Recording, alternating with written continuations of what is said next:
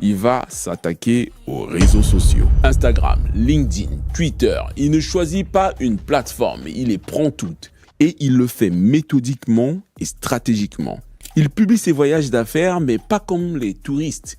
Il publie comme un ambassadeur. Ses réunions avec les grands de ce monde ne sont plus des moments privés, mais des signaux envoyés au continent entier. Il partage ses moments du quotidien, mais chaque détail raconte une histoire beaucoup plus large. Sa famille devient le symbole de la réussite africaine équilibrée. Il transforme chaque instant de vie en storytelling puissant porteur d'un message clair et séductif. Et son message, c'est réussir, oui certes, mais en inspirant et en fédérant au maximum. L'image qu'il construit est celle du patriarche bienveillant, du mentor accessible, du visionnaire africain à la fois profondément enraciné dans ses valeurs et résolument tourné vers l'avenir. Lorsqu'il s'affiche avec ses filles lors des événements officiels, ce n'est pas du lifestyle Instagram.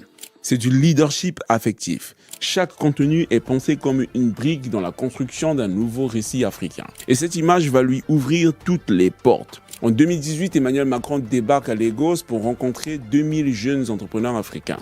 Ce jour-là, le président français ne vient pas s'adresser à une audience choisie par hasard dans les annuaires économiques. Il vient sur la plateforme Elumelu parce que Tony, grâce à son influence digitale foudroyante, est devenu le point de passage obligé pour toucher la jeunesse africaine ambitieuse. En 2022, Tony Elumelu va participer au Forum économique mondial de Davos.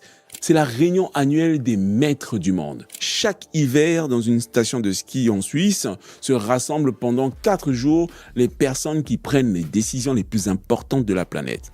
Les présidents des plus grandes puissances, les patrons des multinationales qui emploient des millions de personnes, les banquiers qui contrôlent des flux financiers mondiaux. Et c'est là que se décident les orientations économiques futures. C'est là que se nouent les partenariats qui pèsent des centaines de milliards. Et c'est là que se murmurent les accords qui redéfinissent demain la carte géopolitique. Et pour faire simple, si vous voulez comprendre comment le monde va évoluer dans les 5 prochaines années, il suffit d'observer ce qui se dit à Davos. Et quand Tony Elumelu y prend la parole en 2022, il ne vient pas comme un invité de complaisance. Il vient livrer un message révolutionnaire. Son message est simple. L'Afrique n'a pas besoin de charité. Elle a besoin de partenariat. En plus de ça, il ne se contente pas de prononcer ce discours face à quelques centaines de décideurs dans une salle privée.